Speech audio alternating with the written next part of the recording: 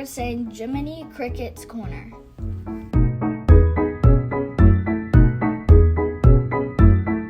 When you get in trouble and you don't know right from wrong. When you get in trouble and you don't know right from wrong. When you get in trouble and you don't know right from wrong. Bitch, how motherfucker dare you come on? When you get in trouble and you don't know right from wrong, give a little whistle. Hey guys, and welcome back to another episode of Jiminey Cricket's Corner, taking my own advice.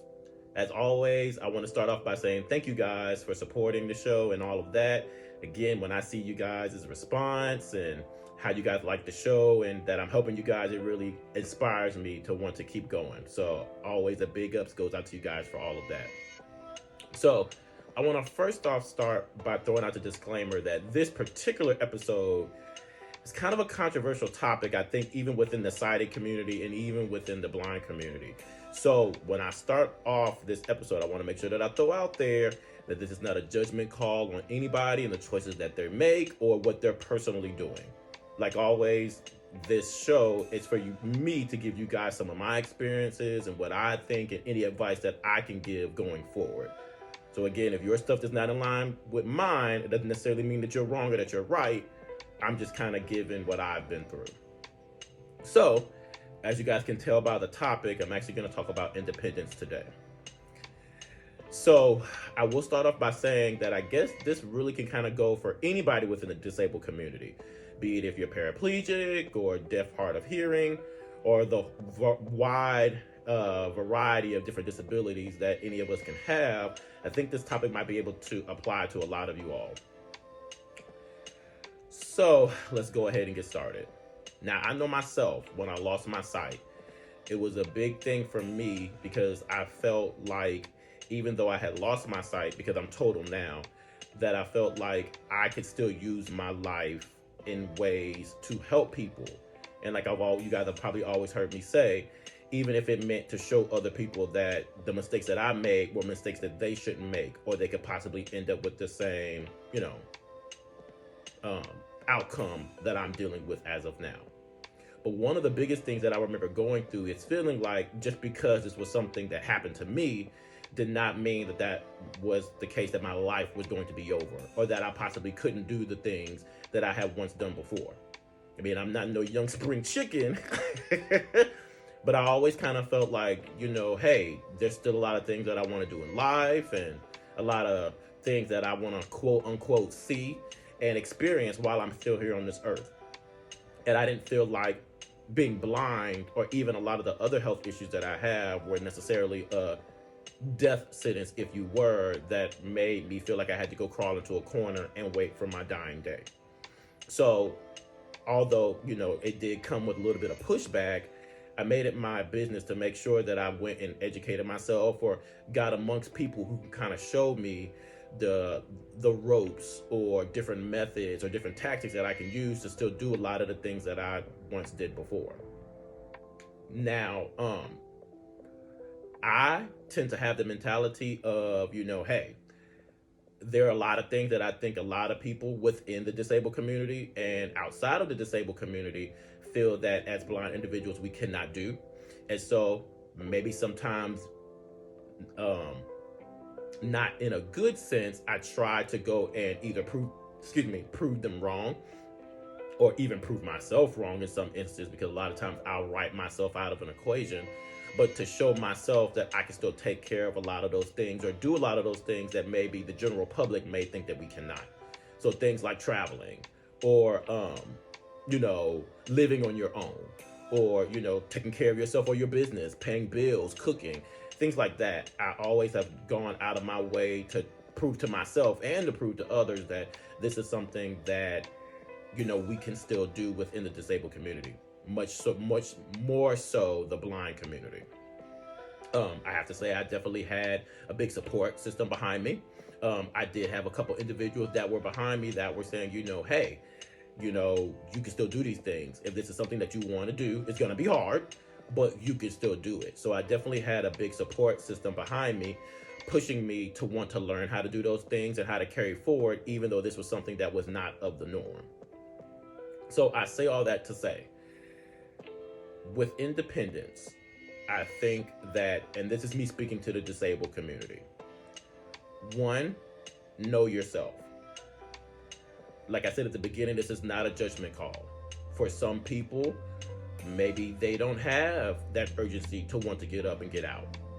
None of us ever know what's going on in the mind of a different individual. All I can speak on is what my struggles have been and what is going on in my head and why I like to do the things that I do. So with that being said, know yourself. Know the things that you want to get accomplished and the things that you're comfortable with. It doesn't make you a better person because you're disabled and you have a job. Just like it doesn't make you a worse person because you're disabled and you sit at home and you collect a check. That's just the life choice that you've chosen to take on. I think, and this may send us down a whole nother rabbit hole, one of the things that I really tend to dislike about the blind community, and I'm sure it exists in other communities, especially within the disabled community, is that it's almost like there's two sides against one another. Those who maybe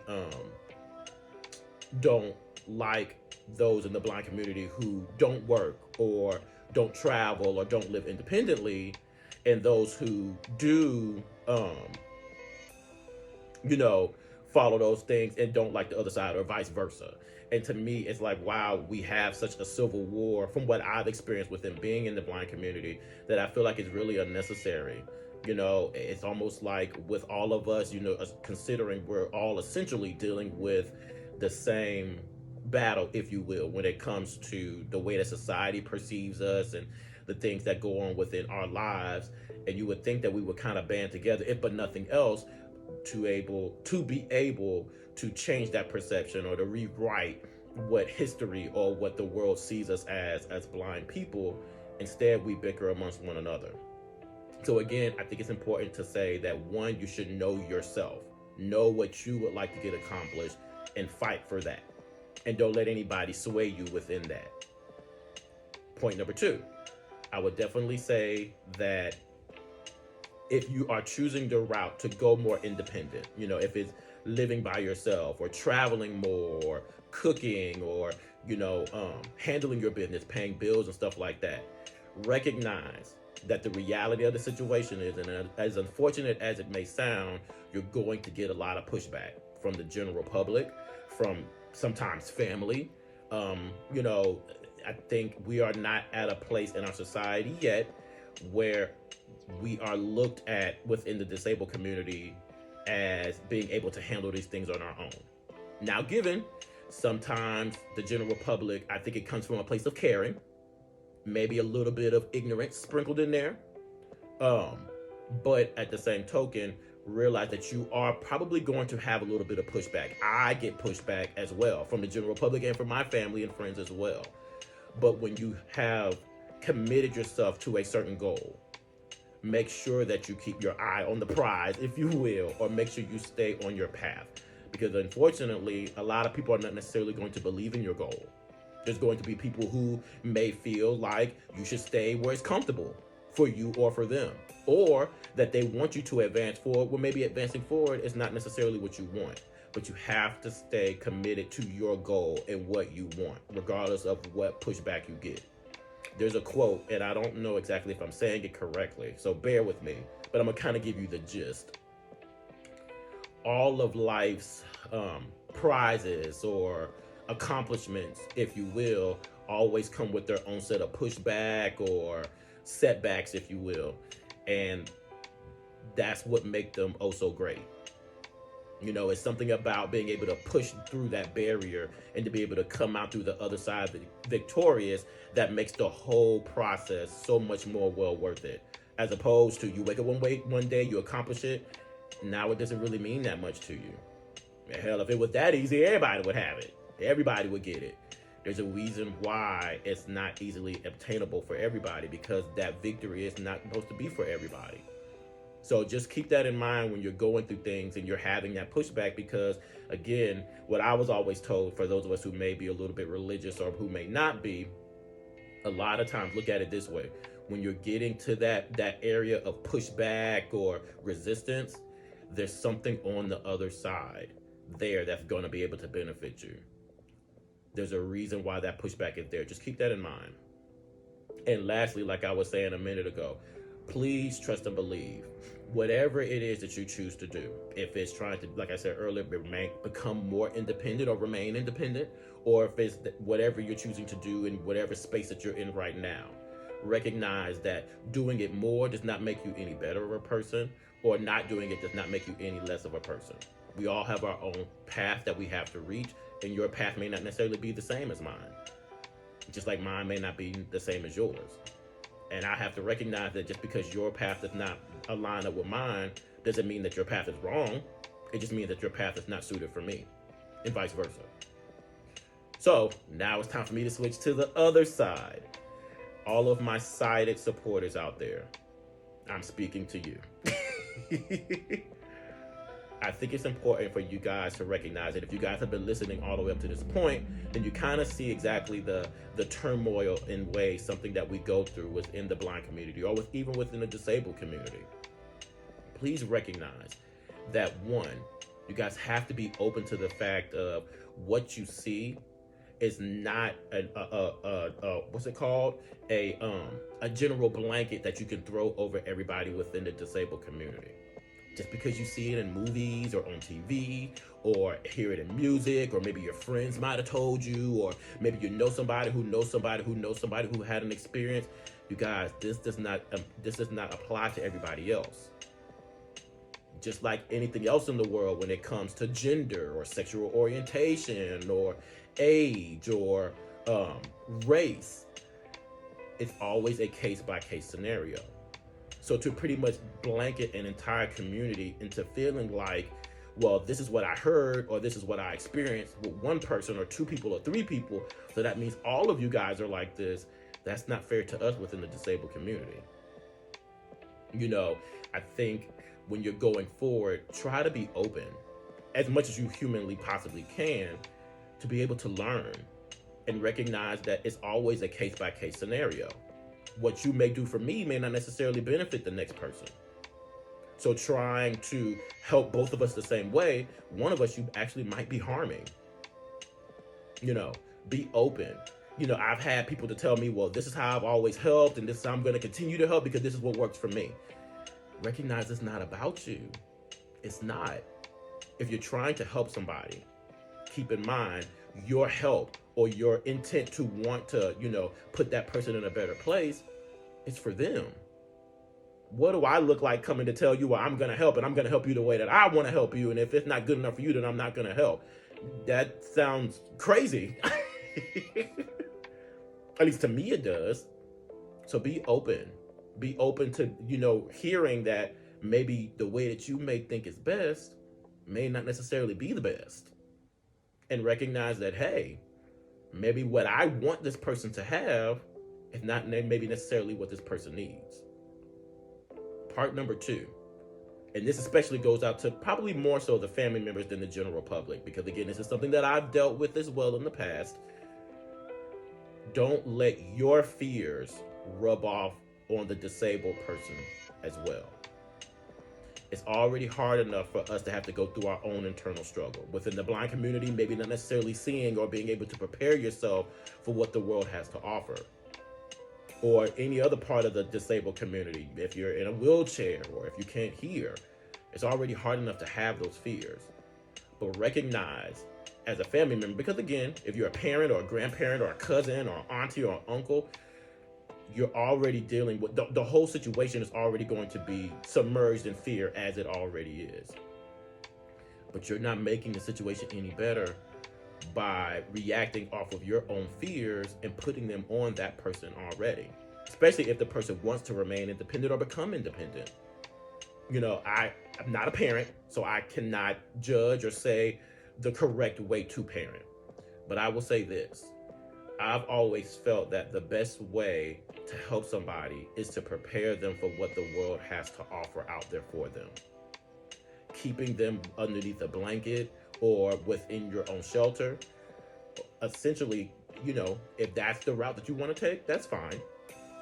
But realize this.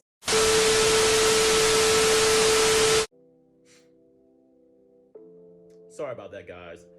So, like I was saying a second ago, shout out to my mom. It actually makes me think of a story that me and my mom once went through. I was going through a lot of my health concerns, and one day she sat me down and she was like, my biggest fear is that when I'm no longer here, you won't be able to take care of yourself. And that resonated with me so much because it's like, wow, how must that feel as a parent that you wonder if without you, your child will be able to survive?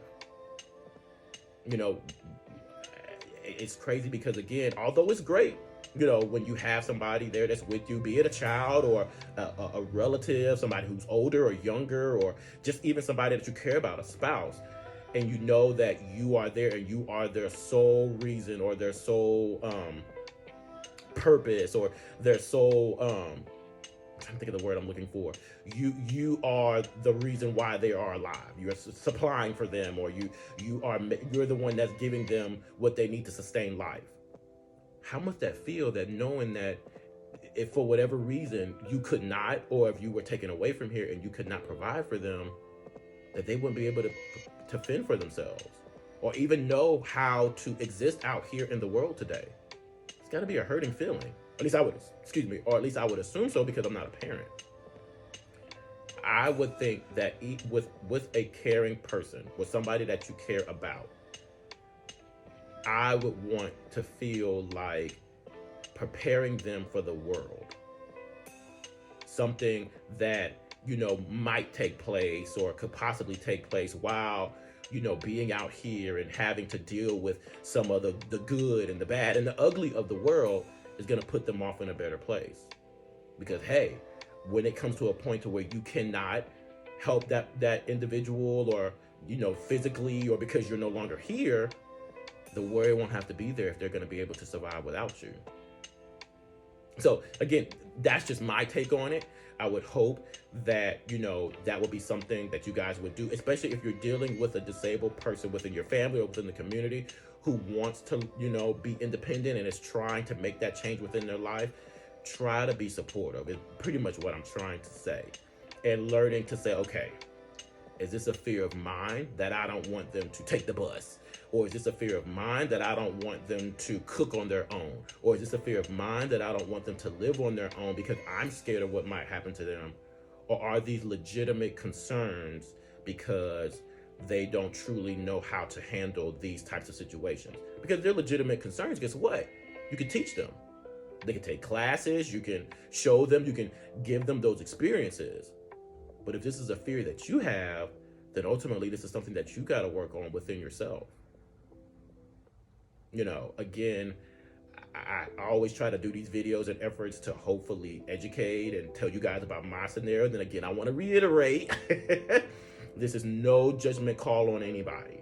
This is something that I personally have experienced and hopefully am trying to help others deal with as they, traverse through life. So again, I know this is kind of a hot topic and I hope I'm not stepping on any toes, but I really hope that you guys have listened and maybe you walk away learning something. Even if that means, well, I ain't finna listen to nothing he got to say that don't apply to me. At least that way and are at least one step a little bit more set in stone in your beliefs. And that's what this is all about. So I will holler at you guys later. Hopefully you guys enjoyed this episode and I will be talking to you soon. Bye. Hey guys, this is Dominic and I want to thank you guys for tuning in to some more of my content. But if you haven't done so already, don't forget to like, share, and subscribe to my Facebook page, Blind Justice. See you guys on the next go round.